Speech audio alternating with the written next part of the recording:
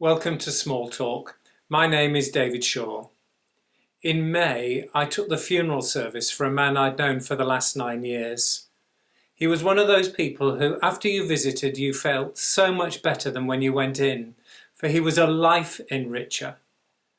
We arranged his funeral by Zoom, and I can remember his daughter saying to me, "David, in the autumn, we'll hold a Thanksgiving service in church for him." And we talked about it. We talked about the hymns that we would sing with enthusiasm and gusto, a full church to celebrate this man's long and rich life. You could almost feel the warmth and the laughter and the sense of celebration. Sadly, here we are at that autumn that she and I had anticipated, and the opportunities for a Thanksgiving service are only now marginally better than they were in May. Yes, we could be in church, but it wouldn't be a full church. We would be sat in socially distanced ways. Some people wouldn't come because they were uncertain about attending. And crucially, we wouldn't be able to sing those hymns. Sadly, that conversation has been repeated across our nation over the last 7 to 8 months. This is the season in the church's year, the season of remembrance. And like any other season in the church's life, it has its somberness and its joy. Many churches in this season, often around the 1st of November, which is All Saints' Day, have a service where they invite back those who have been bereaved over the last 12 months. And in those services, the families are invited back, the names of those who have died are articulated with respect and with thanksgiving, silence is held, and life is offered. In my experience, those services are greatly valued. And I wonder if it is primarily because the names are articulated out loud.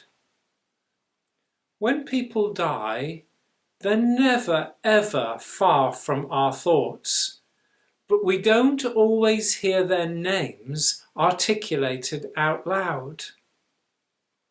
There's a story in the Bible when Jesus newly resurrected Jesus, newly alive, newly risen Jesus meets with Mary, and Mary doesn't recognize Jesus until he articulates out loud her name, Mary. And then the whole thing changes. Something powerful happens. So it is, I believe, when we articulate out loud in those services the names of those who have died. The tears that are shed in these services are cathartic tears leading to healing. And it feels to me that God is very active in these services, offering peace and life. For the God I believe in, the God who we meet in Jesus, intends us to know life. This God has conquered death and offers peace and promises to be with us. These services prepare the ground for life to grow again. They enable good grief. Until these services can happen again in church, can I invite you, perhaps on Sunday the 1st of November, on All Saints' Day itself, but at a time that is convenient to you, to find a time, to find a quiet place, and to sit on your own, or if you share a house with someone, with them too. I invite you to light a candle, if you can find one.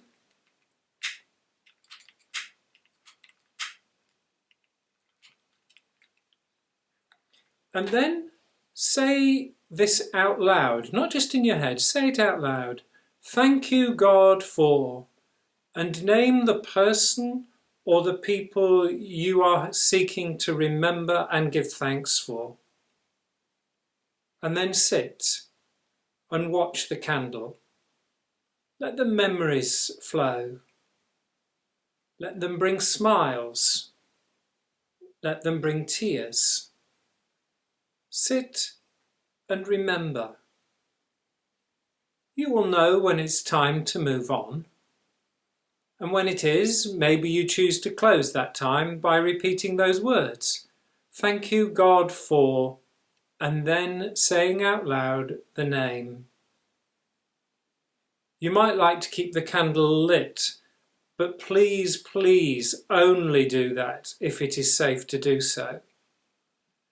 If you can leave the candle lit, then every time you see the candle flame, you will remember and continue to give thanks.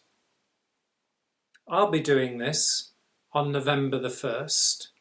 I'll be remembering the man who I mentioned earlier on in this small talk, and all those for whom I've had the privilege of conducting funerals in the last 12 months. I will name them, I will remember them, I will give thanks for them and pray for their families. May they rest in peace and rise in glory.